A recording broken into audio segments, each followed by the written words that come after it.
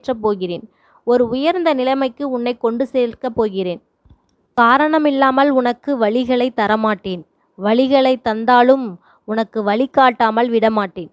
புளிப்பட்ட கல் விலையானது போல வலி கொண்ட மனம் வலிமை பெறும். நம்பிக்கையோடு செயல்படு, உனக்கு நல்லதே நடக்கும்.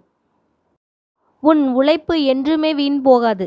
சிறு சிறு தடைகள் வரத்தான் செய்யும். அது இன்னும் உன்னை மெருகேற்றவே. புதிய உத்திகளை கண்டறி, கண்டிப்பாக வெற்றி பெறுவாய். உன்னுடைய சில முயற்சிகள் கைகூடாமல் போனதற்காக நீ உன் முயற்சியில் இருந்து பின்வாங்காதே. எல்லா அனுபவ பாடங்களையும் கற்று நீ ஒரு பெரிய குறிக்கோள்களை மிக எளிதில் அடைவாய். அனுபவங்கள் தரும் பாடங்களை மறவாதே. வரும் நாட்கள் உனக்கு மிக மகிழ்ச்சிகரமான நாட்களாக இருக்கும். என் அன்பு குழந்தையே, என்னை தேடி நீ வர முடியாத சூழலிலும் உன்னை தேடி நான் வந்துள்ளேன். நீ வாடி நிற்கும் போதெல்லாம் நான் ஏதோ ஒரு ரூபத்தில் உனக்கு வழிகாட்ட வந்திருக்கிறேன். எனவே நீ எதை பற்றியும் எந்த கவலையும் படாமல் உன் இலக்கை நோக்கி முன்னேறு. தனியாய் நீ படுகிற கஷ்டங்களும் தனிமையில் நீ வடிக்கிற கண்ணீரும் ஒரு நாளும் வீணாகாது. நீ படுகிற துயரங்களை மற்றவர்கள் அறியாமல் போகலாம். நீ பட்ட கஷ்டங்களுக்கு பலன் எப்போதும் உண்டு.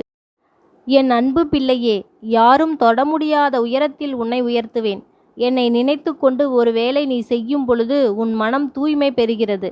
அதனால் நீ செய்யும் காரியம் எல்லாம் வெற்றியடையும். என் நினைவோடு ஒரு காரியத்தை தொடங்கி அதை சரியாக பண்ண வேண்டும் என்று முழு முயற்சியோடு கவனத்தோடு நீ ஈடுபடும் போது எல்லையில்லா உயரத்தை நீ அடைகிறாய். என் அன்பு பிள்ளையே, 1000 துன்பம் வந்தாலும் அப்பா என என்னைத்தானே அழைக்கிறாய். ஐந்தறிவு ஜீவன் கூட தன் பிள்ளையை கைவிடுவதில்லை. நான் மட்டும் எப்படி உன்னை கைவிடுவேன்? என் பிள்ளைக்கு வரும் துன்பம் அப்பனுக்கு தெரியாதா? நான் உன்னை துன்பப்படுத்தி நான் ஆனந்தம் காண்பேனா? நான் என்றுமே உனக்கு துணையாக இருப்பேன். உன்னை கைவிடவே மாட்டேன். நீ தினமும் என்னிடம் மனதார கேட்டுக்கொண்டிருக்கும் ஒரு விஷயத்தை நான் உனக்கு கூடிய விரைவில் நடத்தி கொடுப்பேன். காத்திரு என் பிள்ளையே. யாமிருக்க பயமேன். ஓம் சரவண பவ.